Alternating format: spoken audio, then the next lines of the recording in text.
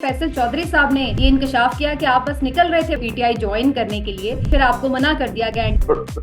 राज ही रहने दें। आप समझते हैं कि कारकुन आपको एक्सेप्ट नहीं करेंगे? क्या वाकई पाकिस्तान तहरीक इंसाफ की क्यादत की नाअहली या नालायकी है जिसकी वजह से अभी तक खान साहब को वो छुड़वा नहीं सके? कुछ लोग उसमें ऐसा बयानिया बना देते हैं जिसकी वजह से मुश्किल हो जाता है। खान ने छोड़ी किया, पीएमएलएन या आपको उन्होंने इग्नोर कर दिया? आप मामे लगे हो, आपने ठेका लिया। खान साहब की जिंदगी खतरे में है, इसलिए इनको बहुत नजरअंदाज नहीं कर सकते। क्या मौजूदा एस्टेब्लिशमेंट से भी आपके कुछ ताल्लुकात हैं? अभी भी ट्रम्प साहब आए थे तो पीटीआई को कहीं ना कहीं ये बैक ऑफ द माइंड था। अब कुछ चेंज आएगा अमेरिकन पॉलिसी में। इमरान खान साहब के साहबजादों के हवाले से भी बताया जा रहा है कि अगले वीक में उनका यूएस का दौरा है, यहाँ भी शायद वो आ सकते हैं। क्या वाकई कोई बैरूनी फैक्टर इसमें काम आ सकता है? नवाज शरीफ साहब तो ऑलमोस्ट रिटायरमेंट ही ले चुके। मरियम नवाज एक बिल्कुल टर्निंग पॉइंट साबित हो सकती है पीएमएलएन की पॉलिटिक्स के लिए। अस्सलाम वालेकुम व्यूअर्स, मैं हूं समीना पाशा और आज मेरे साथ मौजूद हैं साबिक गवर्नर और सीनियर पॉलिटिशियन जनाब मोहम्मद जुबैर साहब, और बहुत से राजों के अमीन भी हैं। और चूंकि इक़्तिदार की राहदारियों से और अपोजिशन की तहरीकों से अच्छी तरह से वाकिफ हैं, तो उनसे ये कोशिश करेंगे जानने की कि वे आउट क्या है आखिर, जो इस वक्त सिचुएशन पाकिस्तान में है, पॉलिटिकल क्राइसिस है, इससे निकला कैसे जाए। तो इन सब चीज़ों पे उनसे बात करेंगे। जुबैर साहब, बहुत बहुत शुक्रिया आपका, थैंक यू वेरी मच, आपने टाइम दिया मुझे आज। Thank you for inviting. अच्छा, सबसे पहले जरा यहाँ से मैं बात का आगाज करना चाहती हूँ। चंद रोज पहले फैसल चौधरी साहब ने ये इंकशाफ किया कि आप बस निकल रहे थे प्रेस कॉन्फ्रेंस करने के लिए, पीटीआई ज्वाइन करने के लिए, लेकिन फिर आपको मना कर दिया गया इन टाइम पे पीटीआई की क्यादत की तरफ से। तो क्या ये बात दुरुस्त है और वाकई किसने कॉल की थी आपको? अच्छा, मेरा ख्याल है समीना आपने आगाज ही डिफिकल्ट क्वेश्चन से किया है जो मैं अवॉइड करना चाहता हूँ, किसी और वजह से नहीं। बिकॉज इससे पहले कि कुछ और गलतफहमियां पैदा हों, वो फिर ये होता है ना, नहीं ऐसा नहीं हुआ था, फिर ऐसा नहीं हुआ था, मैं कुछ कहूँ पीटीआई वाले कुछ कहें। तो मैं फिलहाल मेरा ख्याल है कुछ नहीं कह रहा इस पर। यानी क्या कोई मुनासिब वक्त नहीं लगा, इस तरह से महसूस हुआ कि अभी? नहीं, मेरा ख्याल है इसको मेरा ख्याल है राज ही रहने दें अभी फिलहाल। I mean it's only a matter of few weeks, अच्छा। सामने आ जाएगा। तो अदरवाइज वो खराब हो जाता है ना, कि मैं कहूंगा कुछ तो फिर वो आगे से कोई कहेगा कि नहीं ऐसे नहीं, ऐसे हुआ था, और फिर इसमें बहुत से दूसरी चीजें भी आ जाती हैं जो कि पॉलिटिक्स से बाहर जिनका ताल्लुक है। हम्म। तो आपको पता है पाकिस्तान में पॉलिटिक्स करने कभी कोई इतना आसान नहीं होता। इजाजत मिलती है तो फिर आगे पॉलिटिक्स होती है, but I had no issue on that. But उसको मेरा ख्याल है हम आगे चलते हैं। लेकिन एक ये भी वैसे तासुर था कि शायद पीटीआई के कारकुन सोशल मीडिया पर एक रिएक्शन, उससे ये अंदाजा हो रहा था कि शायद वो आपके साथ कंफर्टेबल नहीं है, आपको पीटीआई में लेने के हवाले से उनके भी एतराजात हैं। आप समझते हैं कि कारकुन आपको एक्सेप्ट नहीं करेंगे? दोनों तरफ से हो सकता है, मतलब ऐसा तो नहीं हो सकता कि सारे कारकुन हार लेके खड़े होंगे और एक्सेप्ट करेंगे। बिकॉज बहुत सी चीजें हैं जो मेरा एक बड़ा सिंपल सा मैसेज होता है। और ये सिर्फ मैं अपने पॉइंट ऑफ व्यू से नहीं कह रहा, मैं हर वो शख्स जो कि एक जमाने में फॉर एग्जांपल से पीटीआई से एसोसिएटेड भी रहा था, मैं ये कहता हूँ कि पीटीआई खुद, खान साहब खुद अभी ये कह रहे हैं कि ये पाकिस्तान की बका की जंग लड़ रहे हैं। और उसमें बहुत सी हकीकत भी है। पाकिस्तान में जमहूरियत की खातिर जिस किस्म का जो एफर्ट की जरूरत है, वरना सब कुछ खत्म हो सकता है। जमहूरियत सिर्फ नाम के लिए रह जाएगी। तो जब आपको फिर अपने इतना चॉइसेस करना कि जी उस वक्त 2022 में वो भाग गया था, उसने उस वक्त क्यों डर गया था, दो चीजें असूल होने चाहिए और पीटीआई के वर्कर्स को भी इस चीज को समझना चाहिए। एक मेरिट ऑफ कोर्स कि भाई अगर मोहम्मद जुबैर या एबीसी या एक्सवाईजेड को पीटीआई ले रही है, दोबारा ले रही है फॉर एग्जांपल, तो क्या वो मेरिट पर पूरा उतरता है, उसके पास कोई क्रेडेंशियल्स है सियासत करने के हवाले से। और दूसरी जो सबसे अहम बात है, वो आज खान साहब के मैसेज को ऑन करने के लिए तैयार है। उस मुश्किल बयानिए का वजन बर्दाश्त करने के लिए तैयार है, क्योंकि आपको हम्म। पता है कि वो आसान काम नहीं है। नहीं है। सो जो लोग अगर उसको तैयार हैं, तो ठीक। मेरा ख्याल है फिर इतनी ज्यादा चॉइसेस आपके पास बचती नहीं है कि आप फिर, और साथ में वर्कर्स ये भी कहते हैं, और उसमें भी बहुत सी हकीकत होगी कि बहुत सी जो लीडरशिप है अभी वो कॉम्प्रोमाइज है। तो हम्म। एक तरफ तो वहां ये हम्म। कॉम्प्रोमाइज, तो फिर मैं अभी यही कहने वाली थी करना आपसे किसने, कि जद्दोजहद पीटीआई करनी के किसके वर्कर्स तो थ्रू है? आपके हवाले से तो एक अलग रहा, वो तो अभी है जो पीटीआई की क्यादत है जो अंदर मौजूद है, वो उनके ऊपर भी तनकीद से बाज नहीं रहते और उनको भी ठीक ठाक वो टफ टाइम देते हैं। तो इसलिए बिल्कुल ये बात आपकी दुरुस्त है कि सब लोग आपको एक्सेप्ट भी नहीं करते, सब लोगों के आप फेवरेट भी नहीं हो सकते और सब लोगों के आप अनफेवरेट भी नहीं हो सकते, तो दोनों चीजें होती हैं। लेकिन आपकी सोच है कि क्या वाकई पाकिस्तान तहरीक इंसाफ की क्यादत की नाअहली या नालायकी है जिसकी वजह से अभी तक खान साहब को वो छुड़वा नहीं सके? क्योंकि अब तो ये बहुत जुबान ज़द-ए-आम बात कही जाती है कि जी इन लोगों की वजह से अभी तक निकल नहीं सके। कुछ लोग तो कह रहे हैं कि जी जब तक ये रहेंगी क्यादत उस वक्त तक बिल्कुल इमरान खान साहब के बाहर आने का कोई इम्कान नहीं है। तो आपकी क्या राय है? देखें, उसमें दो लोग हैं। एक तो वो हैं जो कि पीटीआई को इतना पसंद नहीं करते, हम्म। या लेट से जो जिसको मैं कहते हैं आई के हेटर्स हैं। वो कहते हैं कि ये पीटीआई की नाअहली है, पीटीआई की लीडरशिप की नाअहली है कि अभी तक वो बाहर नहीं आए। उनकी सोशल मीडिया टीम ऐसी है कि वो ऐसा बयानिया बनाती है कि इमरान खान साहब बाहर नहीं आते। तो उनका जो पॉइंट ऑफ व्यू है, मैं बिल्कुल डिसएग्री करता हूँ उससे, कि बाहर आने का उनका मतलब ये है कि कोई डील हो सकती है, लेकिन ये कुछ लोग उसमें ऐसा बयानिया बना देते हैं जिसकी वजह से मुश्किल हो जाता है कि जी जब तक वो डील नहीं होगी, अंडरस्टैंडिंग नहीं होगी, इमरान खान साहब बाहर नहीं आएंगे। मेरा अपना जाती ख्याल ये है कि पीटीआई की लीडरशिप जितनी भी अच्छी होती, और बहुत अच्छे अच्छे लोग हैं उसमें, बड़ी एफर्ट है, उनकी कुर्बानी है, पिछले 3 साल में बहुत ज्यादा जद्दोजहद उन्होंने और बहुत ज्यादा बर्दाश्त भी किया। इतना आसान नहीं है प्रेशर लेना। वो इससे 100 गुना ज्यादा भी अच्छा काम कर लेते तो खान साहब जेल में ही रहते। उसकी अच्छा। वजह बड़ी सिंपल है समझना। वो हमें समझने की जरूरत है कि ये this is a deadly war. ये कोई छोटी वोटी जंग नहीं हो रही है कि जी अच्छा वो इमरान खान साहब को वो बाहर आने देंगे। इस वक्त एक सिस्टम बनाया गया है, वो सिस्टम जो हुक्मरान हैं वो समझते हैं कि बड़े अच्छे तरीके से चल रहा है, और इस वजह से अच्छे तरीके से चल रहा है क्योंकि खान साहब जेल में बैठे हैं। अगर खान हम्म। साहब जेल से बाहर आ जाएंगे तो अननोन है, अनसर्टिनिटी है, क्या होगा। एक वो प्रेस कॉन्फ्रेंस करेंगे, वो लीड करेंगे, एक जलसा कॉल करेंगे मीनारे पाकिस्तान में या कहीं भी, और सारा जो सिस्टम है वो उसमें दरारें आनी शुरू हो जाएगी और एक अनसर्टिनिटी की कैफियत आनी शुरू हो जाएगी। So why would they release Imran Khan? पहले तो ये समझने की जरूरत है कि वो ठीक। क्यों छोड़ेंगे हम्म। इमरान खान। और फॉर दैट मैटर शहबाज शरीफ की अगर एग्जाम्पल लें, वो एक स्टोलन मैंडेट लेके बैठे हुए हैं। उस स्टोलन मैंडेट में अभी उनके 3.5 साल रहते हैं।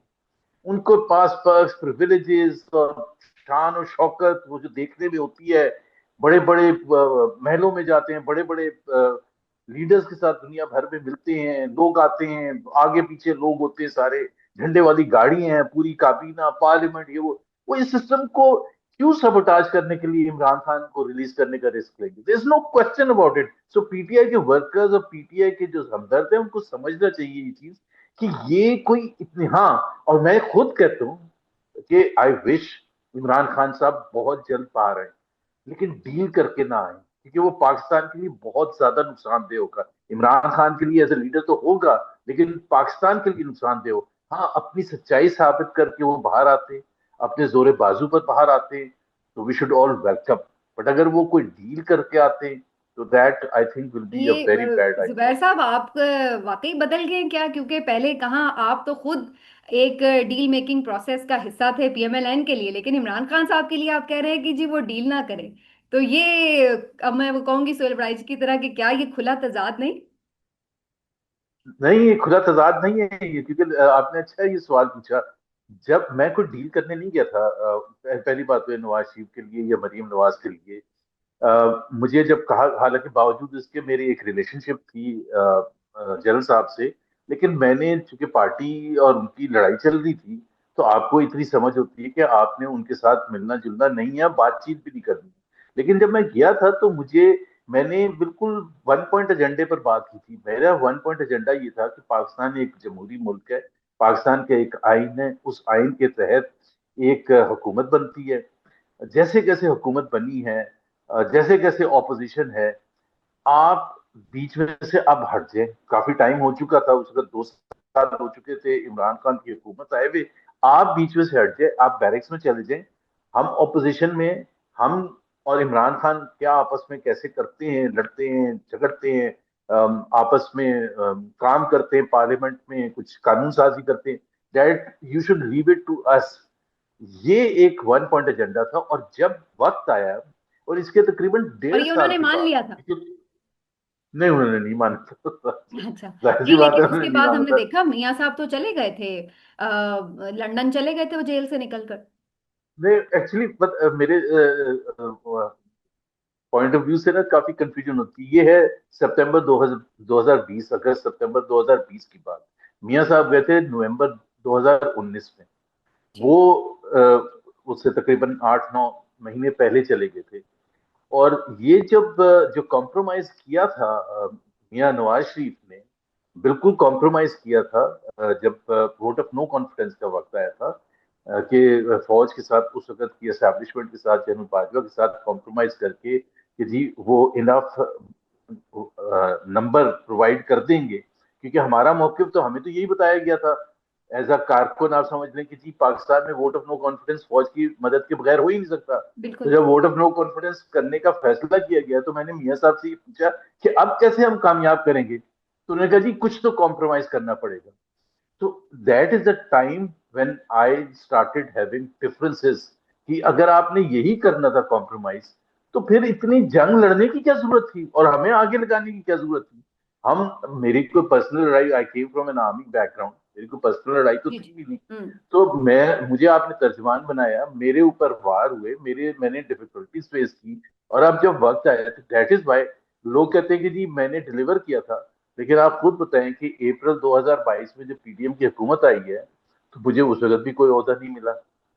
मुझे 2024 के इलेक्शन के बाद भी कोई ओहदा नहीं मिला। मुझे तो कुछ भी नहीं मिला। हम्म। ना तो इमरान आपने खान खुद ने छोड़ी दिया। पीएमएलएन, या आपको उन्होंने इग्नोर कर दिया, तो या ये हम कहें कि उन्होंने आपको पारित कर दिया पीएमएलएन से? जमीना एक प्रोसेस होता है। एक एक कोई मीटिंग नहीं होती जिसमें आप कहते हैं वो मेरा झगड़ा हो गया, पॉइंट ऑफ हम्म। डिफरेंस हो गया। तो आप आहिस्ता आहिस्ता फिर, जब रियलाइज करने पॉइंट ऑफ व्यू, फासला होने लगता है। जिस तरह से शहबाज साहब की हुकूमत चलनी शुरू हुई, पीडीएम की हुकूमत, उसमें जाहिर है बहुत पॉइंट्स, कंसर्न्स रेज होने शुरू हो गए। फिर जुलाई 2022 में जब बाई इलेक्शन हुए 20 पंजाब असेंबली के, तो 16 सीटें हार गई पीएमएलएन।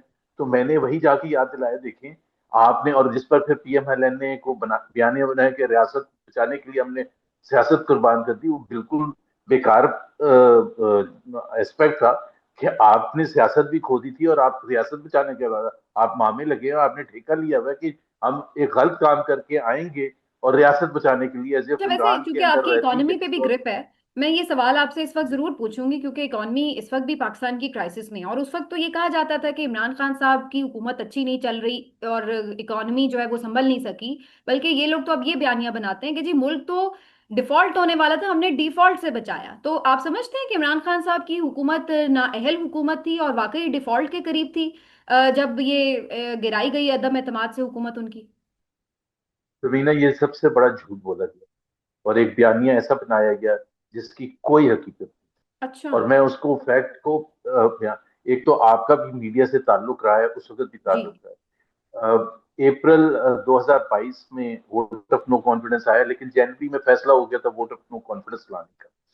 अब जब फैसला हुआ था वोट ऑफ नो कॉन्फिडेंस लाने का, तो उस वक्त देखे डिफॉल्ट होता क्यों है, पहले बड़े आपके नाजरीन के लिए, डिफॉल्ट उस वक्त होता है जब आपके पास, मुल्क के पास डॉलर्स कम है। और डॉलर्स कम होंगे तो जाहिर है आपने जो बाहर अपनी अदायगी करनी है, मुख्तलिफ ऑब्लिगेशन है आपकी, जो आपने लोन्स लिए हुए हैं बैंक से या आईएमएफ से, वर्ल्ड बैंक से, जिससे भी, वो आप अदायगी करने के काबिल ना रहें, तो वो डिफॉल्ट की तरफ आप जाते हैं। अच्छा, अब अगर आप नंबर्स देख रहे हैं, जनवरी एंड 31 जनवरी 2022, जब पीटीआई की हुकूमत थी, तो उस वक्त हमारे फॉरेन एक्सचेंज रिजर्व से $16.8 बिलियन। और ये, इसमें मैं स्टेट बैंक के नहीं वो कमर्शियल बैंक के नहीं हम्म। शामिल कर रहा, क्योंकि दो कंसिडर करते हैं कि कमर्शियल बैंक के कितने हैं और स्टेट बैंक के कितने। स्टेट बैंक के होते हैं जो हुकूमत के होते हैं।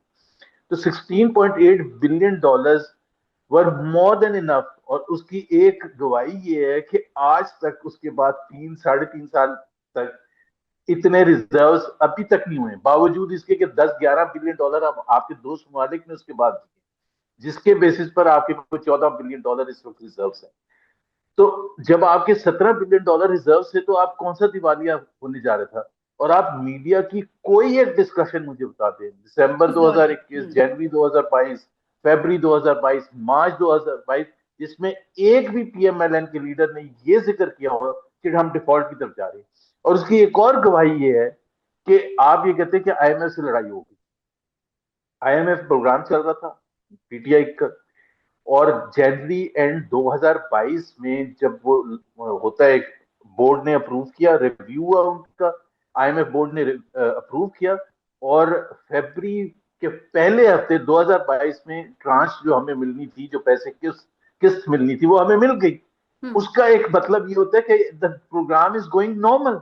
ठीक। अब आपने ये कहा कि फरवरी के एंड में इमरान ने एक फैसला किया जो मैं डिसएग्री करता हूँ, पेट्रोल प्राइस इकोनॉमिकली कम करें। डिसएग्री करता हूँ, पॉलिटिकली, क्योंकि वोट ऑफ नो कॉन्फिडेंस की जाहिर है बात ओपनली होनी शुरू हो गई थी, और यूक्रेन और रशिया की जंग शुरू हो गई थी, और ये बिल्कुल क्लियर था कि पेट्रोल प्राइसेस ऊपर जाएंगी, हम्म। और इसका मतलब ये होगा कि हमें पेट्रोल प्राइसेस बढ़ानी होंगी। तो फरवरी के एंड में जब फैसला हुआ, उसमें खान साहब की हुकूमत ने पेट्रोल प्राइसेस गिरा दी। अब वो पॉलिटिकली उसका जवाब जो मैं समझता हूँ ये है कि भाई हमें अभी तो वोट ऑफ नो कॉन्फिडेंस का खतरा है, अभी तो ठीक। लोगों को तो अपने साइड पे करें, अभी उनके ऊपर और बोझ लाद देंगे तो हमारे खिलाफ वैसे ही हम्म। लोग हो जाएंगे। And vote of no confidence में आप सिर्फ पार्लियामेंट के अंदर की स्ट्रेंथ को नहीं देखते, आप राइट। अवाम, हर पॉलिटिकल लीडर अवाम को देखता है कि जी उसको एक दफा वोट ऑफ कॉन्फिडेंस हम सरवाइव कर दें, फिर हम देख लेंगे। अच्छा, अब उस एक फैसले को लेके इन्होंने कहा देखा ये इन्होंने मरवा दिया।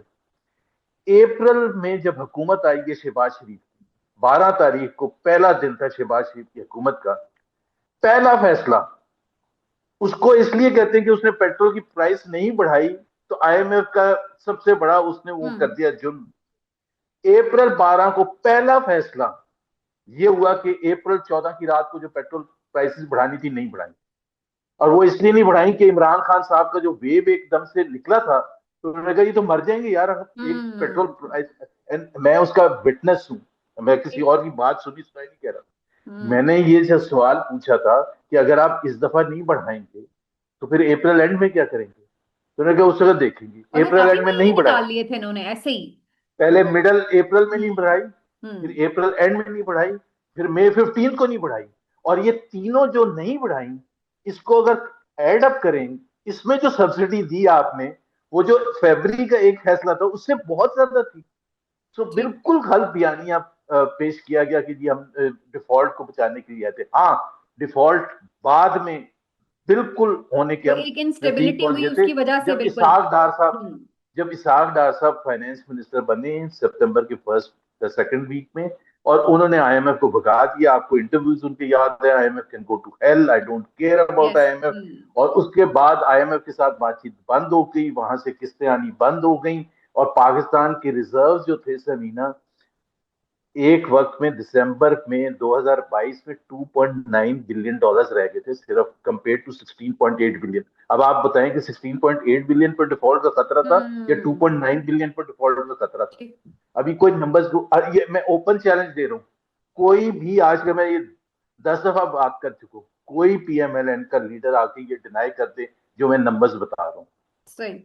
अच्छा, ये भी आप समझते हैं कि खान साहब के केसेस तो सारे ही हम लोग जाहिर है कर रहे होते हैं इस वक्त अपडेट, और कह रहे होते हैं कि ये पॉलिटिकल मोटिवेटेड केसेस हैं। तो क्या मियां साहब के भी केसेस में कोई जान नहीं थी और वो भी सिर्फ पॉलिटिकल मोटिवेटेड केसेस थे? देखिए, पाकिस्तान की अनफॉर्चुनेट हिस्ट्री है 60-70 साल की, और वो ये है कि you have to be on the right side of the establishment, not to come under fire. अगर आप रॉन्ग साइड पर होंगे तो आपका कोई केस, जैसे चौधरी शुजात के वालिद साहब थे चौधरी जहूर, उनको भैंस चुराने के केस में बंद कर हम्म। दिया था। तो जब आपने केस बनाना होता तो आप बड़े केसेस बना सकते हैं। कोई अगर नहीं, बिजनेसमैन है ये तो तो उसके फैक्ट है, वो तो ऊपर सबको पता है कि बेशक केसेस जब, गलत हैं या सही होते हैं, लेकिन वो आपके नजर में तभी आते हैं जब आप उधर पंगा करते हैं। मेरा सवाल ये है कि जी वो पंगा, केसेस भी क्या वाकई इसी तरह बोगस थे? देखे ना, 2016 2014 में जब धरना हुआ था, तो उस वक्त मियां साहब का उस वक्त की एस्टेब्लिशमेंट के साथ एक बड़ा सीरियस कन्फ्रंटेशन हुई थी, और जो सबको पता है, उस वक्त के आईएसआई के हेड थे जो कि हम्म। विच इज बिलीव्ड कि he was yes. Hmm. Part behind और सपोर्ट कर रहे थे जो भी थे। उस वक्त से हालात खराब होने शुरू हुए। फिर 2016 में जब राहिल शरीफ की एक्सटेंशन का वक्त आया, तो उस वक्त ही वांटेड एक्सटेंशन, और ये कोई अजूबी बात तो है नहीं कि वो क्यों एक्सटेंशन चाहते वो थे। सारे ही चाहते हैं, अब जनरल तो ये क्यानी कोई भी ऐसी हैरत अंगेज जनरल बात भी नहीं क्यानी को रही। भी एक्सटेंशन चाहिए थी और मिली। जनरल बाजवा को भी चाहिए थी, जनरल मुशर्रफ को पता नहीं कितनी मिली, जनरल जयाउल हक को कितनी मिली। सबको चाहिए तो कोई अजूबी बात था। है लेकिन तो वो एक्सटेंशन नवाज शरीफ देने के लिए तैयार नहीं थे। और जो मेरी नॉलेज है और मेरी काफी इनसाइड नॉलेज है, और उस पर फिर एक डॉन लीग्स का केस बना। Hmm. Dawn leaks was nothing. ये तीनों पार्टीज ने सफर किया। मेमो गेट पीपल्स पार्टी के ऊपर हम्म। जबरदस्ती एक आलू रखा गया, डॉन लीग्स पीएमएलएन के ऊपर, ये साइफर केस पीटीआई के ऊपर। What was cipher case? Shah Mahmood को 2 साल से अंदर बंद किया। हुआ क्या है? कौन सी नेशनल सिक्योरिटी अफेक्ट होगी? डॉन लीग्स तो का उससे तो एक वो बरी मीटिंग हो गए, हुई। अब तो 9 मई में फंसाया हुआ उन्हें। अब 9 मई में फंसाया हुआ है। I mean I wish I could have articulated, someone from PTI could have articulated the 9th May far better than they have done so far. Because एक एक कॉन्सिक्वेंस होता है। देखिए, हम जब मैं एक चीज कहता हूँ कि जब हम कहते हैं कि ईस्ट पाकिस्तान में अपराइजिंग हुई, अवामी लीग ने रिएक्ट किया और सिविल नाफरमानी की मूवमेंट चलाई मार्च 1971 में, तो it was a consequence of several factors. उसमें बड़ी ज्यादती भी हुई और बहुत से जो वेस्ट पाकिस्तानी थे, पंजाबी, दूसरे लोग, उनके साथ भी ज्यादती हुई, बड़ी मार धाड़ हुई। लेकिन आप उसको आइसोलेटेड इंसिडेंट के तौर पर नहीं लेते। हम जब हिस्ट्री को पढ़ते हैं हम्म। और आज सब एग्री करते हैं कि इसलिए बंगालियों ने अपराइजिंग की थी ठीक। क्योंकि हमने उनका मैंडेट एक्सेप्ट करने से इनकार कर दिया। अब पीटीआई के साथ किया किया, जिसका आज तक वावेला नहीं मिचा और आज तक किसी ने जवाब नहीं। जनवरी 2023 में इमरान खान ने पंजाब असेंबली डिसॉल्व की, हम्म। केपी असेंबली डिसॉल्व की। 90 डेज मैंडेटरी टाइम है ड्यूरिंग विच इलेक्शंस कराने थे। हम्म। Mandatory time. और सीरियस सीरियस तरीन कॉन्स्टिट्यूशनल वायलेशन की गई बाय नॉट कंडक्टिंग ठीक। इलेक्शंस विद इन 90 डेज। और इसलिए नहीं कराए गए, जो आपको भी पता है और मुझे भी पता है, सारी कौम को, पीएमएलएन वालों को भी पता था कि अगर इलेक्शन करवा देते तो 2/3 से वो पंजाब असेंबली में जीत जाते और केपी असेंबली में भी जीत जाते। फिर जब नेशनल असेंबली इलेक्शन आना था, जो अक्टूबर में होना था, अगस्त में असेंबली से बर्खास्त होना था नेशनल असेंबली, तो सबको पता था वो तो मीनिंगलेस हो जाएगा। हम्म। जब यहाँ 2/3 ले चुके होंगे वो, तो जब इलेक्शन का वक्त आएगा तो हम्म। पंजाब की हुकूमत भी उनके पास होगी। सो आपने कहा कि हम नहीं कराएंगे, उसका आज तक जवाब नहीं दिया। मेरा सवाल ये है कि अगर इलेक्शन होते अप्रैल 2023 में, जो कि 90 डेज होता है, तो May 9th होता? That is the question hmm. That someone has to answer. I am not saying कि जिसने भी, चाहे वो जो भी रीजन था, तोड़ फोड़ जैसी भी हो, उसका जवाब आपको देना होता है, जो भी आइन के तहत है, जो भी कानून कहता है कि अगर आप रेड लाइट भी तोड़ते हैं तो उसका आप जवाब ठीक। देंगे। Hmm. So there has to be a proper court proceeding, जिसके तहत जिसने जो किया उसकी सजा होनी चाहिए। But at the same time the government of Shahbaz and the then establishment has to answer the fact कि 90 डेज में इलेक्शन क्यों नहीं कराए। हम्म। और सिर्फ ये कॉन्स्टिट्यूशनल वायलेशन नहीं की थी। आपको पता है अप्रैल 2022 में पीटीआई के 125 सरकार ने जब वोट ऑफ नो कॉन्फिडेंस हुआ है, रिजाइन कर दिया। अब एक तरफ आपका कॉन्स्टिट्यूशन ये कहता है कि every constituency of Pakistan must be represented in the parliament, ठीक। और फिर जाके पार्लियामेंट की हम्म। हैसियत बनती है, लेजिटिमेसी बनती है। आपने 16 महीने तक उस 125 में से सिर्फ 10 कॉन्स्टिट्यूंसीज में बाय इलेक्शन कराए और उसके बाद रोक दिए, क्योंकि वो 10 के 10 इमरान खान जीत गया हम्म। था अक्टूबर 2022 में। बाकी आपने 115 इलेक्शन ही नहीं सर से करवाए फिर करवाए ही नहीं और कोई बाकी। जवाब नहीं है। सही। अब ये कितना बड़ा कॉन्स्टिट्यूशनल वायोलेशन है। इसी तरह से आपने अगस्त 2023 ठीक। में हम्म। असेंबली बर्खास्त हुई। आपने 3 महीने के अंदर इलेक्शन कराने थे। आपने 3 महीने से खींच के 6 महीने कर दिए, बिकॉज पहले आपने फैसिलिटेट करा था कि नवाज शरीफ साहब उस वक्त आए जब बंदियाल हट चुका हो एज चीफ जस्टिस, ताकि उनके केसेस पर फाइज ईसा बैठे हुए चीफ जस्टिस हम्म। आसानी हो, और वो आके फिर स्ट्रीट्स को गर्म करें, और उसके लिए टाइम चाहिए तो फरवरी तो फिर जो 2024 तक इसका दे मतलब दिया है, गया। इमरान खान साहब लंदन प्लान का जिक्र करते हैं, उसकी भी आपके पास इंफॉर्मेशन है कि वाकई फिर वो कोई लंदन प्लान में ये तमाम चीजें तय हुई कि जी काजी साहब आएंगे, फिर यूं करेंगे, हम यूं करेंगे, फिर इलेक्शन होगा? इसके लिए लंदन जाने की क्या जरूरत है? ये अच्छा। तो मुझे आज तक समझ नहीं आता। मतलब मतलब आप मतलब द दुबई भी जा प्लान वाज सकते देयर हैं but for not in the example. London. ठीक है। नहीं, वो एक हमारे हमारी साइकी में ये है कि जी वो लंदन में पहले 60s में भी कहते थे कि गफ्फार खान लंदन गए थे, जीएम सैयद लंदन गए थे, वहां पाकिस्तान के खिलाफ सारी साजिश बनाई गई है, मुजीबुर रहमान भी थे, so on and so। तो वो London, I don't know, so I am not aware of any London plan. This is a very basic thing कि भाई आपने इलेक्शन नहीं कराना। I I know exactly how PTI behave. ठीक। PTI ने कहा कि अगर हमने इलेक्शन करा दिए 90 डेज में तो हमारा तख्ता हो जाएगा, राइट। तो फिर हम क्या करेंगे? तो इसके राइट। लिए लंदन जाने की क्या जरूरत है? इसके लिए कोई इतनी बड़ी इंटेलेक्चुअल थिंकिंग की क्या जरूरत है? अच्छा, अब जरा इस वक्त जो सिचुएशन है, बहुत से मैं पीएमएलएन के लोगों को सुनती हूँ, ख्वाजा आसिफ साहब हों या एहसन इकबाल साहब हों, आप सब लोग ही उस दौर में शुरू में रहे जेलों में। और वो ये कहते हैं कि हमारी जेलें तो बहुत ज्यादा सख्त थी, इमरान खान साहब तो बहुत बेहतर जेल गुजार रहे हैं। एहसन इकबाल साहब ने भी उस दिन इस तरह का स्टेटमेंट दिया, ख्वाजा आसिफ साहब भी कुछ ऐसी ही बात कर रहे थे। क्या वाकई इमरान खान साहब की जेल जो है वो बिल्कुल नॉर्मल जेल है, और इन लोगों ने और मियां साहब ने और मरियम नवाज साहिबा ने, इन सब ने बहुत ज्यादा सख्त जेल काटी? पहली बात तो ये है कि जेल एक कैद होती है। ये जो एक पाकिस्तान में एक फजूल किस्म की डिस्कशन होती है ना कि जी खान साहब को खाना पता नहीं कौन सा मिलता है, असली मुर्गी का वो चिकन बनता है या वट एवर, और अंडे मिलते हैं और पता नहीं क्या क्या है। कैद होती है, दैट इज सही द बात। पनिशमेंट एंड दैट इज बिल्कुल अ ठीक। सीरियस पनिशमेंट, बेशक यू आप सोने कांट के महल गेट में आउट क्यों ऑफ ना दैट। हो, कैद तो कैद है, बिल्कुल ठीक। एग्जैक्टली exactly, आप कैद है और बड़े सख्त कैद है, उसमें जाहिर है एसीज नहीं चल रहे, बड़ी जबरदस्त फैसिलिटीज नहीं है, मिलना जुलना नहीं है। सबसे बड़ी बात तो ये, आप आइसोलेशन में, most part of the day and night you are in isolation, इससे बड़ी चीज नहीं होती। सो पाकिस्तानी जो बैठ के बात करते हैं वो नहीं, इमरान खान के पास ये सहूलत है, वो सारा गलत है। दूसरी बात ये है कि मैंने दोनों साइड भी देखी, और मैं इस वजह से कहता हूँ कि जब नवाज शरीफ साहब जेल में थे तो हर जुमेरात को समीना उनसे मिलने का वो थी, इजाजत थी। और सुबह 9 या 9:30 बजे से वो इजाजतनामा होता था। और हर जुमेरात को तकरीबन डेढ़, मैं लॉयर्स की नहीं बात कर रहा, लॉयर्स तो अलग से मिलते थे उनसे चाहे जिस दिन भी जाना होता, मैं आम लोगों की बात कर रहा हूँ, पॉलिटिकल लीडर्स की लीडर्स, बात कर पार्टी रहा हूँ। लीडर्स, तकरीबन रिलेटिव्स। हम्म। 150 पीएमएलएन के वर्कर्स और लीडर्स एवरी थर्सडे मिलते थे, every Thursday. There was not a single Thursday that any one person was denied.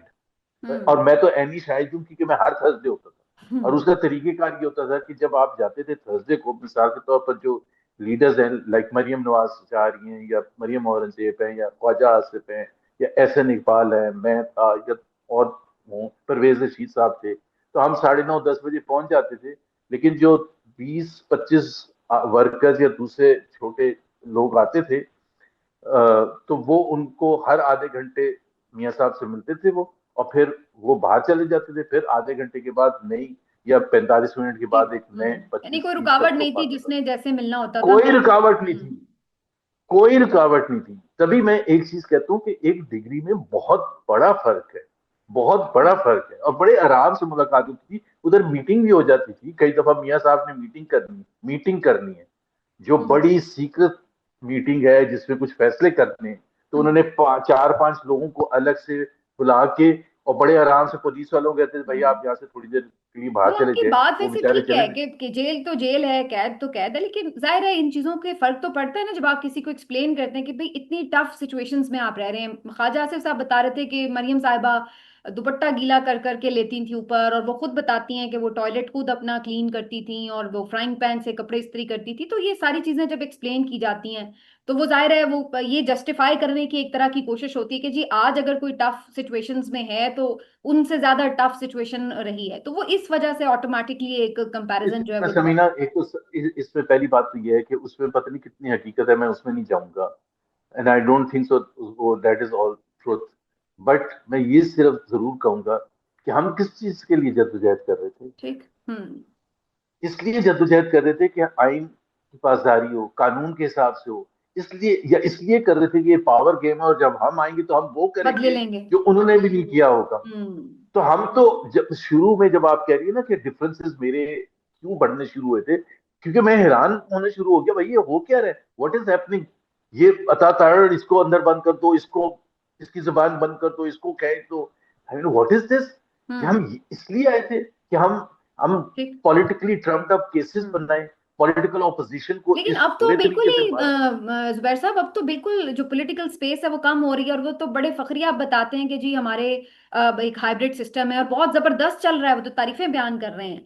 तो ये क्या बाकी ये पॉलिटिकल पार्टीज के अंदर इस बात की रियलाइजेशन है कि आहिस्ता आहिस्ता कितनी सियासी जो स्पेस है वो खत्म हो गई है सियासी जमातों के लिए? अच्छा, अब ये देखें, यही एक सबसे बड़ा जो चैलेंज है, जो आप का पहला सवाल था कि पीटीआई को सपोर्ट करने के हवाले से, ये ज्वाइन करने हम्म। के हवाले से। क्योंकि मैं ये कहता हूँ, देखें, हम इस वक्त जो है, it is not a question of PTI. अगर हम्म। जो भी इस चीज में बिलीव करता है कि पाकिस्तान में आइन होना चाहिए, पाकिस्तान को उस आइन के हिसाब से चलना चाहिए, या पाकिस्तान को उस तरह से चलना चाहिए जो कायदे आजम का थिंकिंग थी, कि ठीक। पाकिस्तान में हम्म। कॉन्स्टिट्यूशनल डेमोक्रेसी हो, पार्लियामेंट्री डेमोक्रेसी, तो फिर हमें सबसे पहले जो हमारा चैलेंज है वो ये है।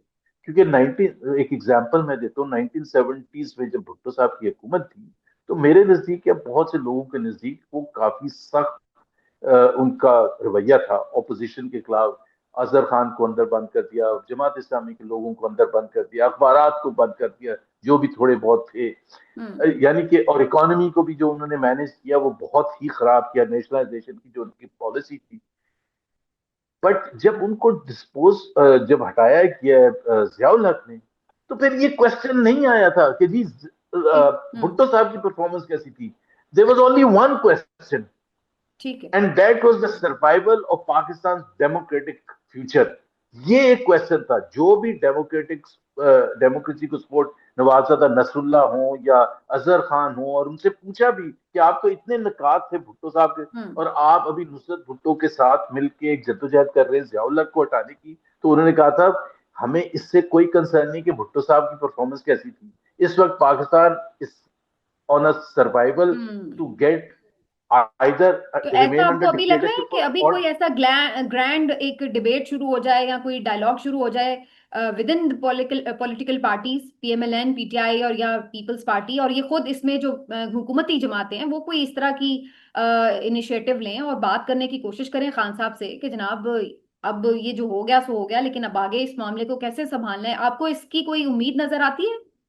मैं तो एक एक चीज कहता हूँ समीना, कि 2006 में बेनजीर शहीद ने और नवाज शरीफ ने चार्टर ऑफ डेमोक्रेसी पर साइन किया था। वो बड़ा हिस्टोरिक जी। डॉक्यूमेंट है, अगर हम्म। आप उसको जी जी पढ़ेंगे। जी। एक एक लफ्ज उसका बड़ा बुनियादी चीज है, और उसमें कुछ असूल तय किए गए थे। एक तो चीज थी कि भाई हम एक दूसरे को गिराने के लिए वहां पहुंच हम्म। जाते हैं गेट नंबर 4, तो ये तो एक तो हम बंद करें। नहीं करेंगे हम बिल्कुल। एक दूसरे की मुखालफत भी करें सियासी तौर पर, और उसको दूसरा, उसमें free fair and transparent election का थ्रू इलेक्शन कमीशन जो कि बिल्कुल मुतनाज़र ना हो। तीसरी चीज कि फौज की मुदाखलत पॉलिटिक्स में बिल्कुल एक्सेप्टेबल नहीं थी, and so on and so fourth. बड़ा क्लियर कट एक चार्टर ऑफ डेमोक्रेसी साइन हुआ। अब मैं ये कहता हूँ कि पीपीपी और पीएमएलएन दोनों इस वक्त हुकूमत में हैं। दोनों इनहराफ नहीं कर सकते उस हम्म। चार्टर ऑफ डेमोक्रेसी से। They are committed. मैं पर्सनली पीएमएलएन और पीवीयू कहता हूँ, वो चार्टर ऑफ डेमोक्रेसी आप मुझे दे दे, मैं इमरान खान से डॉटेड लाइन पर साइन करवा दूं। अच्छा। बिकॉज सबसे ज्यादा इंटरेस्ट तो हम्म। इमरान खान का ना इस वक्त। हम्म। अगर वो साइन कर देते हैं, और तीनों, ठीक।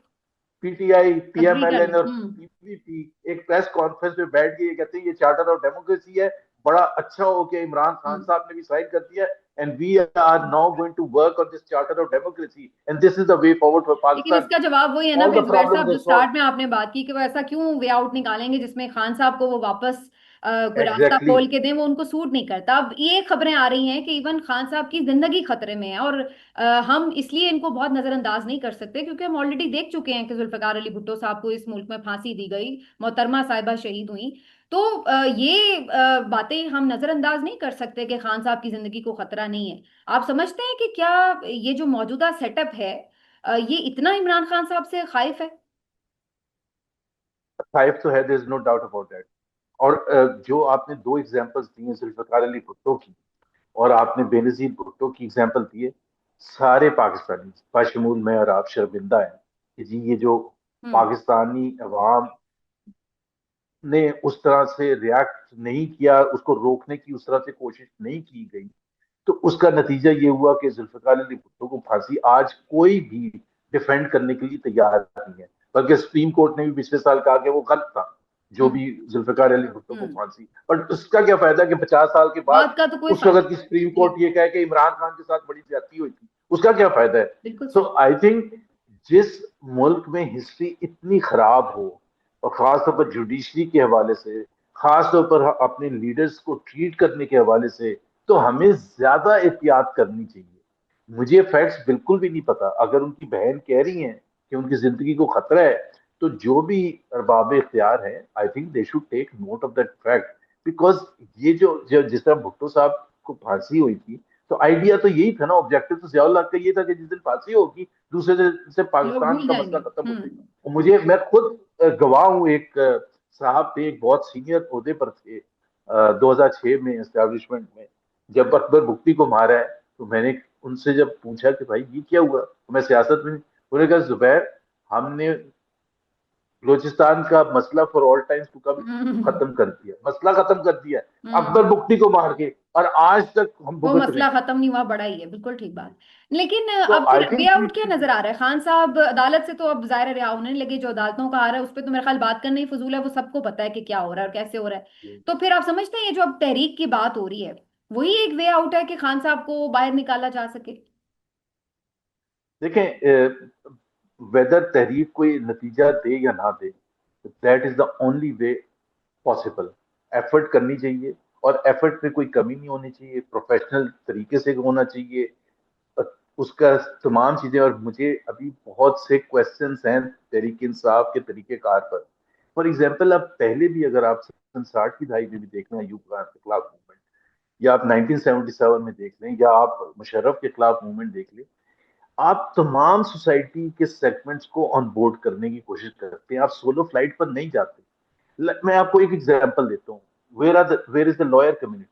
आप देख आपने हम्म। देखा है कोई कि जी पीटीआई की टॉप लीडरशिप एंगेज कर रही है टॉप हम्म, लॉयर्स को? कराची बार सबसे बड़ा बार है ना, कौन सा पीटीआई का लीडर आया है यहाँ खिताब करने के लिए और उनको बिल्कुल ठीक। इनवाइट करने के लिए, ज्वाइन करने के लिए? लॉयर कम्युनिटी, लीगल कम्युनिटी, तो आपने देखा कि जब वो उनका मूड होता है तो उन्होंने मुशर्रफ को बाहर फेंक दिया था। हम्म। आप स्टूडेंट से नहीं एंगेज करते, आप रिलीजियस पार्टीज को नहीं एंगेज करते, आप बिजनेस आप कम्युनिटी को फार्मर्स नहीं को नहीं एंगेज कर करते, रहे, जो आप इतना। फॉर्मर्स को, अच्छा पकी पकाई है आपके पास। हम्म मतलब मैं आपको बताऊं, जिस तरह बजट आया था, जिस तरह से हाल हुआ है एग्रीकल्चर सेक्टर का, फार्मर्स का जो हाल ठीक। हुआ है, हम्म इंडस्ट्रियलिस्ट का जो हाल हुआ है, लार्ज स्केल मैन्युफैक्चरिंग नेगेटिव, 5 बड़ी क्रॉस नेगेटिव, बुरी हालत पाकिस्तानी कौम की, बजट में और टैक्सेस ला दिए गए। आपके पास तो पक्की पकाई है, आप उनको एंगेज हम्म। करें, उनको ऑन बोर्ड करें। वो जरूरी नहीं है कि वो उसी तरह से रोड्स पर आएंगे, लेकिन आपको किसी ना किसी तरीके से हर कम्युनिटी, हर सेगमेंट को ऑन बोर्ड लेना है। ठीक। कोई भी आपने देखा नहीं होगा कि कोई सक्सेसफुल नहीं होती है जब तक आप तमाम एलिमेंट्स को, you need right wing religious parties on your side. ठीक। चाहे जमात इस्लामी ज्वाइन करे या ना करे मुझे नहीं पता, but you have hmm. To make an effort कि आप भाई ट्राई आप तो रोड कर रहे शो होते ना, नहीं कर। बिल्कुल ठीक है, मैसिव मूवमेंट ने उसको तब्दील करना चाहिए। लेकिन आज की बहुत सी पार्टी के अंदर लोग हैं, वो ये भी समझते हैं कि बातचीत, एस्टेब्लिशमेंट से बातचीत से ही मसला हल होगा, बाकी सड़कों पे तो हम पहले भी निकल के देख चुके हैं, कुछ रिजल्ट नहीं निकला। आप इस पे भी क्या राय रखते हैं? और ये भी बताइएगा कि क्या मौजूदा एस्टेब्लिशमेंट से भी आपके कुछ ताल्लुकात हैं अभी भी, कि जहां पे आपको लगे कि आप अपनी बात कन्वे कर सकते हैं? एक तो मेरी वो एक मीटिंग जो हुई थी ना, मुझे जितना वो जान नहीं पॉलिटिकल और पर्सनल छूटेगी। नुकसान मुझे उससे हुआ है ना, मैं आपको, मेरी मेरे किसी से ताल्लुक नहीं, उससे पहले भी ना अब है, किसी लेवल पर भी, नीचे अच्छा। लोएस्ट लेवल तक नहीं है। मैं फैक्ट बता रहा हूँ आपको। जब मैं सुनता हूँ कराची के बिजनेसमैन, फॉर एग्जाम्पल चीफ आ रहे हैं या कोर कमांडर है, उन्होंने बिजनेसमैन से, मुझे तो ये समझ नहीं आता ये लिस्ट बनाता कौन है, कि मुझे तो कभी भी नहीं इन्वाइट किया गया। आज की बात नहीं मैं कर रहा हूँ, पिछले 20 साल की बात कर रहा हूँ। मैं अच्छा खासा बिजनेस में मेरा लेवल भी था, but I have never been invited, so मेरा किसी के साथ ताल्लुक। लेकिन हैविंग सेड दैट, कि जो आप सवाल है फंडामेंटल क्वेश्चन, कि क्या बात करनी चाहिए एस्टेब्लिशमेंट से, बिल्कुल बात करनी चाहिए। और क्यों करनी चाहिए?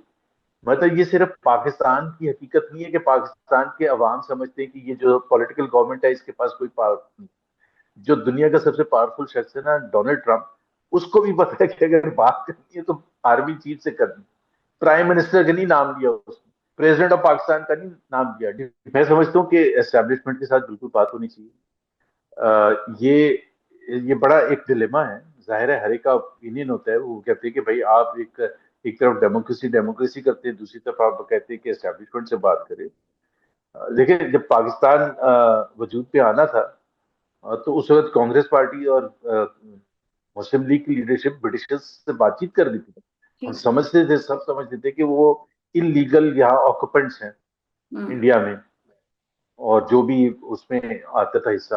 लेकिन बातचीत तो उन्हीं से करनी थी ना। ठीक। तो इस वक्त पावर किसके पास है? अगर ये आप कोई बड़ा सिंपली डिनाई करे, जब मुशर्रफ साहब हुकूमत में थे तो उनको हटाने के लिए बातचीत किससे करनी थी?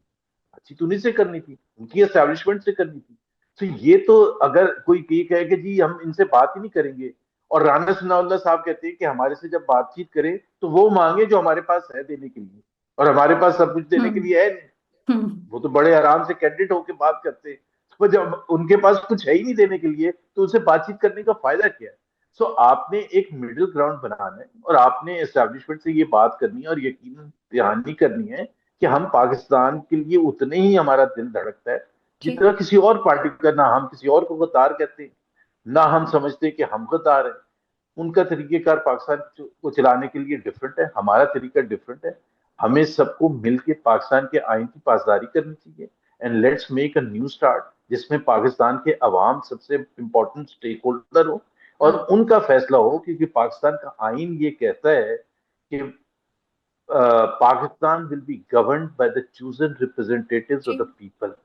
क्या ये पार्लियामेंट चूजन रिप्रेजेंटेटिव्स है अवाम की? नहीं है। सो एक बड़ा सिंपल है। और let the courts be independent, let election commission भी, एक नया इलेक्शन कमीशन बने जो ऐसे लोगों पर हो। हम क्या चार पांच ऐसे लोग नहीं ला सकते जो इंटीग्रिटी वाले हों, जिनका ना इमरान खान से कोई मोहब्बत हो, ना नवाज शरीफ से, ना मरियम नवाज से, और एक इंडिपेंडेंट माइंडेड हो? जब इंडिया में इलेक्शन हो सकता है, सन 47 से लेके आज तक हो रहा हम्म। है, और ये एक शर्मनाक बात है कि उस इलेक्शन को सब कबूल भी करते हैं इंडिया में। और पाकिस्तान में एक इलेक्शन होता है, हम एक तरफ तो कहते हैं बड़ा हम जबरदस्त मुस्लिम मुल्क है और इस्लाम की बातें करते हैं, और दूसरी उसमें तरफ हम हम एक बेईमानी भी करते एक हैं। चीज बेईमानी इतनी नहीं लेकिन हो, एक चीज उसकी और हदें भी है क्रॉस ना कर दी। जुबैर साहब के, जो इंटरनेशनल फैक्टर्स है वो भी बड़े मैटर करते हैं। जब ट्रम्प साहब आए थे तो पीटीआई को कहीं ना कहीं ये बैक ऑफ द माइंड था कि शायद जो बाइडन का रिजीम खत्म हुआ है तो अब कुछ चेंज आएगा अमेरिकन पॉलिसी में। अब ये इमरान खान साहब के साहबजादों के हवाले से भी बताया जा रहा है कि अगले वीक में उनका यूएस का दौरा है और वहां पे वो इंपॉर्टेंट मीटिंग्स भी करेंगे और यहाँ भी शायद वो आ सकते हैं। तो आपको लगता है कि ये फैक्टर्स इंपॉर्टेंट हो सकते हैं? क्योंकि जो बातें आपने की हैं आईनी तौर पे तो वो बहुत अच्छी हैं, वो सबको पता भी है, लेकिन जाहिर है समझाने से कोई समझेगा तो नहीं। अगर समझना ही होता तो इस लेवल तक तो सिचुएशन नहीं जाती कि जिस लेवल तक हमने देख ली। तो कौन फिर ये तमाम चीजों पे इम्प्लीमेंट करवाएगा? क्या वाकई कोई बैरूनी फैक्टर इसमें काम आ सकता है? देखें, एक बड़ा सिंपल सा फैक्टर होता है पाकिस्तान जैसी कंट्रीज के लिए जहां आप स्ट्रगल करते हैं। Hmm. Power talks to power. ठीक। मुजामत होती है तो मुफाहमत होती है। आपको टेबल पर कोई भी नहीं बुलाएगा। आपको जबरदस्ती पीटीआई को क्यों बुलाएंगे टेबल पर? फिर ये हम्म। आप आए बात तो करें ना।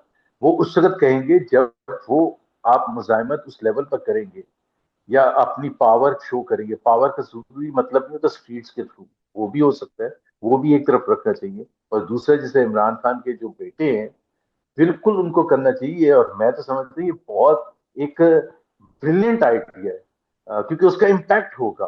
क्योंकि बहुत सी चीजें फेल हो गई हैं, सेम चीज आप रिपीट कर रहे हैं और उसके कोई असरात नहीं हो रहे। तो आपको कोई नई थिंकिंग एक लानी। और जिसने भी ये सोचा, मेरा ख्याल है ये बड़ा ब्रिलियंट है। वो उनके बच्चे हैं, उनका दिल धड़कता है अपने बाप के लिए, and hmm. Why not they should do whatever they can do to hmm. Highlight at every forum. US जाएं, हर फोरम में जाएं, और हाईलाइट करें कि जी उनके वालिद साहब के साथ क्या हो रहा है, पाकिस्तान में जमहूरियत के साथ क्या हो रहा है, पाकिस्तान में इलेक्टोरल प्रोसेस कैसे रन किया गया था, पाकिस्तान की जुडिशरी किस तरह से बुरी सबसर्वियंट हुई है एग्जेक्टिव की, और पाकिस्तान का इलेक्टोरल प्रोसेस क्या है। बिल्कुल करना चाहिए, और उनको बिल्कुल पाकिस्तान भी आना चाहिए। अगर पीएमएलएन वो के लीड फ्यूचर करते क्या हैं। देख रहे हैं लास्टली जुबैर साहब? आप समझते हैं कि PMLN under the leadership of Maryam Nawaz, अब मैं यही कहूंगी क्योंकि नवाज शरीफ साहब तो ऑलमोस्ट रिटायरमेंट ही ले चुके हैं, मेरे ख्याल से अब उस तरह फैसला साजी में शामिल भी नहीं है। तो मरियम नवाज वाकई पीएमएलएन के लिए कुछ जबरदस्त करेंगी, और जो एज चीफ मिनिस्टर वो बड़ी मुतहरिक कम से कम दिखाया ये जाता है। तो वो आप समझते हैं कि वो इतनी एक बिल्कुल टर्निंग पॉइंट साबित हो सकती है पीएमएलएन की पॉलिटिक्स के लिए?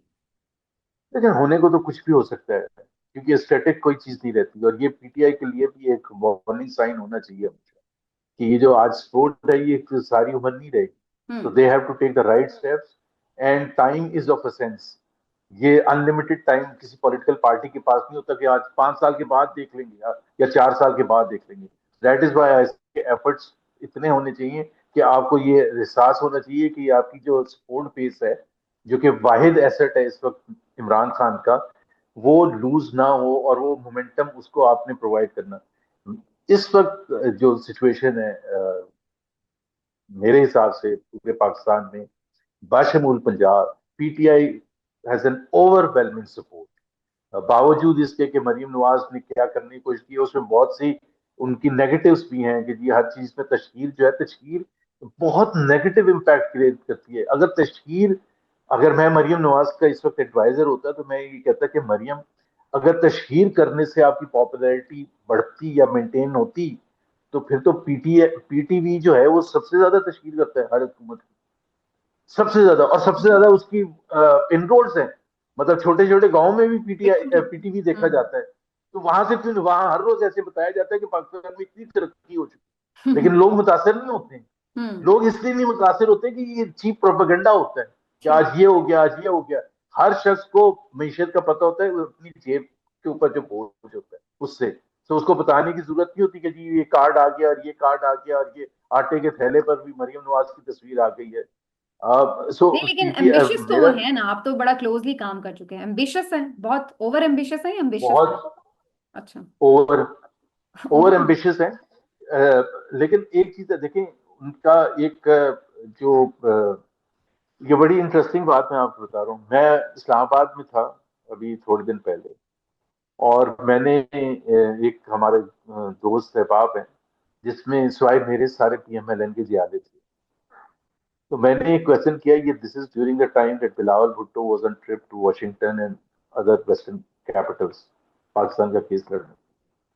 और 100% ओपिनियन पीएमएलएन के जियालों का था कि between Maryam Nawaz and Bilawal Bhutto, Bilawal Bhutto is a much better choice for future prime minister. और ये अच्छा। कितनी अजीब सी बात है। और ये सारे पंजाबी जो के जियाले अच्छा। नून लीग के, जो के मतलब नाराज हो जाते हैं मेरे से कि यार मैं बात भी क्यों करता हूँ, ठीक है, हम्म। पीएमएलएन के खिलाफ। तो आप ये जरा देखें, और आप खुद ये सर्वे कंडक्ट करके, तो अगर वो ये कह रहे हैं कि बावजूद इसके कि सिंध जिस तरह से रन हुआ है पिछले 16-17 साल में, मतलब तबाह कर दिया हम्म। बिल्कुल, जिसको कहते हैं हर हर सेक्टर में, चाहे एजुकेशन है, हेल्थ है, इंफ्रास्ट्रक्चर है। आप कराची का दौरा करें तो आपको पता समझ आएगी कि कराची जो 65% टैक्स रेवेन्यू देता है उसकी हालत क्या है, और लाहौर और इस्लामाबाद जहां आप लोग रहते हैं लेकिन वो इसके हमारे बावजूद पैसों वहां पर, पे हमारे लोगों की पैसे। ये राय है, सही। इसके जी, बावजूद। उसके इसके बावजूद यहाँ के बावजूद, लोगों ने ये बात कही बिलावल के लिए। जी और इसके फाइनली, बावजूद सो फाइनली जी, इमरान खान साहब से ये एक्सपेक्टेशन थी आपकी कि इस तरह ही वो डट जाएंगे और इस तरह की वो फाइट करेंगे, जो कि बहुत से लोगों का ख्याल था कि शायद नहीं कर पाएंगे। मिस कैलकुलेट हुए हैं इमरान खान साहब, सियासी हरीफों से भी और गैर सियासी हरीफों से भी। पर्सनली मैं चूंकि क्रिकेट को भी बहुत फॉलो करता हूँ, बहुत पैशन है हमारे सब भाइयों का, तो एक पर्सनैलिटी एक आपको नजर आती है, एज अ क्रिकेटर उसकी नजर आती थी कि जी वो कप्तान या as a player hmm. 80s में 70s में जब वो आए हैं, and he wanted to be the best fast bowler, the best allrounder in the world. And और फिर कप्तान बने तो एक कमिटमेंट नजर आई बिल्कुल डिफरेंट तरीके से then the way Pakistan cricket was being managed till then. So एक पर्सनैलिटी उनकी समझ आ गई कि वो पर्सनैलिटी क्या है। एंड आई थिंक, और फिर उनकी कमिटमेंट जो शौकत खान ने बनाया, despite my differences in the way, मेरे इमरान खान से डिफरेंसेस पॉलिसी के हवाले से थे। फॉर एग्जाम्पल मैं प्रो प्राइवेटाइजेशन, वो एंटी प्राइवेटाइजेशन, वो फॉरेन पॉलिसी में इंडिया के हवाले से एक नुक्ता नजर रखते थे, मैं डिफरेंट नुक्ता नजर, मैं एनिमी स्टेटस भी कभी भी पीटीआई को हम्म। देता था ना। मैं समझता हूँ कि पीएमएलएन को इस वक्त मुझे देना चाहिए। डिफरेंस ऑफ ओपिनियन है काम के हवाले से या उसके, ठीक। मेरा बिल्कुल 100% यकीन था कि Imran will stand and surprise everyone अच्छा। इस मुश्किल तरीन वक्त में, बिकॉज मैं ये समझता हूँ कि इमरान में वो एक एक होता है ना, कोई ना कोई ऐसा आपका दिमाग में, जैसे Zulfikar Ali Bhutto was a man of history. जब वो जेल में थे और लास्ट दिनों में जब उन्होंने किताब भी लिखी, इफ आई एम असैसिनेटेड, तो अगर आप उसको पढ़ें तो वो एक उनका थिंकिंग नजर आती है। बिकॉज देन ही वॉज, उन्होंने सब कुछ अचीव कर लिया था। He become the prime minister, उससे पहले फॉरेन मिनिस्टर रह चुके थे, सब कुछ था। सो उनके लिए another term as prime minister was not hmm. So important, but was what was more important for him कि हिस्ट्री कैसे, उनका नाम कैसे याद किया जाएगा। Imran Khan is exactly like that, बल्कि मच मोर देन दैट, कि जी वो ये साबित करना चाहते हैं कि जी एक तो उससे ये साबित करने से पाकिस्तान को फायदा होगा ठीक। कि a leader has gone down without compromising, hmm. Without making a deal. Not that I want him to be. So I am not surprised. From day one, I was not surprised. वो कहानियां होती हैं हमारे यहाँ, वो जी 2 दिन के बाद पाँव पड़ जाएगा, ये हो जाएगा, वो हो जाएगा। None of that. एंड जो अच्छे जो सियासी लोग हैं पीएमएलएन में, जिस तरह राना सनाउल्लाह हैं, वो खुद इतराफ करते हैं कि जी। हमें सरप्राइज किया, उन्हें हम्म। पॉजिटिवली सरप्राइज किए, क्योंकि कैद बर्दाश्त करना कोई आसान काम नहीं है। अब दूसरी बात यह है कि बहुत से लोग ये भी राय देते हैं कि यार आपको पाकिस्तान ने क्या इन रिटर्न दिया है, आप जाएं लंदन अपने बच्चों के साथ बैठें, अपनी बाकी जिंदगी गुजारें, आपको कोई कुछ नहीं कहेगा। But he has decided, no, this is what it is, and this is what he will do, and whatever it takes. So another year, 2 years, he will not compromise, and he will. So it has not surprised me at all, and it will not surprise me कि if he goes through the entire jail term, अल्लाह करे बहुत जल्द बाहर आए, but let's ji. hope and pray कि he comes out. बहुत बहुत शुक्रिया आपका मोहम्मद जुबैर साहब, thank you Thank so you. Much, बड़े पेशेंस से आपने गुफ्तगू सुनी। तो नाज़रीन, मोहम्मद जुबैर साहब का इंटरव्यू आपने देखा, अगले व्लॉग में आपसे मुलाकात करेंगे, अपना ख्याल रखिए, अल्लाह हाफिज।